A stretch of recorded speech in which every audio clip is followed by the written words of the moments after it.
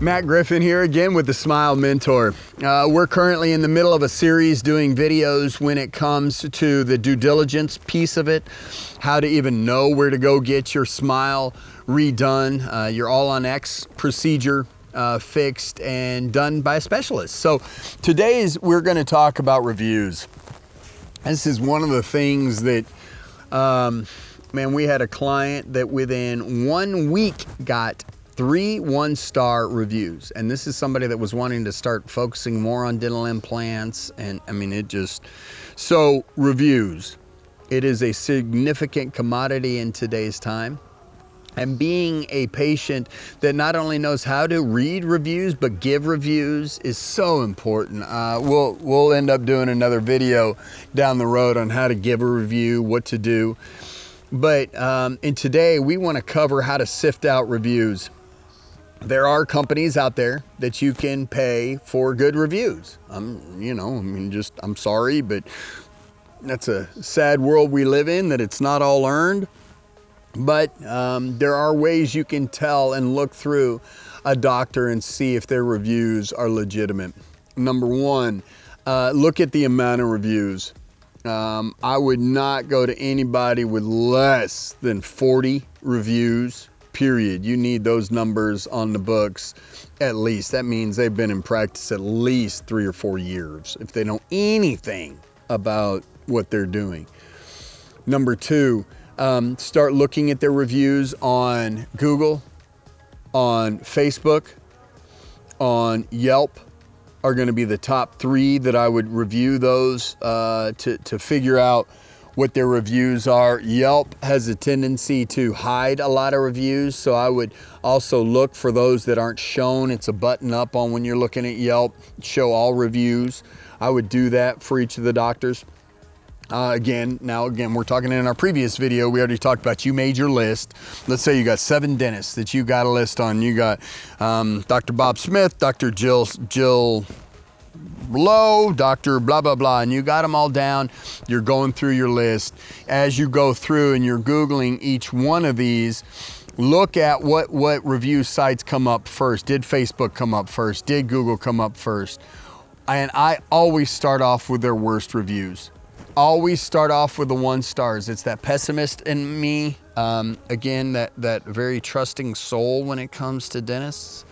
But I want to see, number one, how many negative reviews do they have? If they've got 0, then they're just lying. I'm sorry, that's a bad thing. I mean, there's got to be at least a 2 or 3 star in there somewhere. Secondly, did they ever review or did they ever reply to their reviews? Are the reviews overly detailed? So let's talk about the reply first part.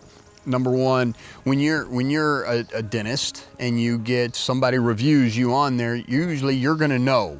You're gonna get an email saying you just got a review, and so you're gonna know what kind of review you got. Now, the ones we always teach our doctors, please take time and reply to those reviews. Somebody has spent time, energy, and effort. So number one, any clinic you've seen that replies to reviews, that means they respect others' time. And secondly, which ones have replied to the negative reviews? Have they offered to try to make it right? Have they created dialogue, or do they just ignore them? So, number one, look at how they're replying to the reviews. Number two, look at what the review says about them. Does it look like, does it look rehearsed? You've been around, your gut tells you, do these look like real reviews? Or do they look like something they might have paid somebody or had all their cousins in their family fill out names? And look at the names, look at the ages, see how many pictures, see those that have really given detail. And I would also go back to the Real Self one on the reviews, looking at the doctors on that. Not all doctors even know about Real Self. Not very few patients even do. But it is a good source to see the validity of some of the doctors that are out there if you want a more detailed review. And then lastly, when it comes to reviews, be prepared yourself to give the review.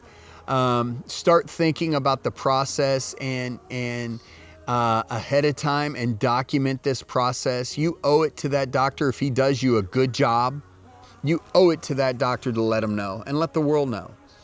And if he doesn't, I'm going to say the same. You owe it to the world. I mean, that's the only way we're going to get the good guys where they should be and the ones that ought not be doing this out. I mean, that's just a frustration of mine, so we've been there. But again, hopefully that this will kind of give you some tricks and techniques on how to read the reviews.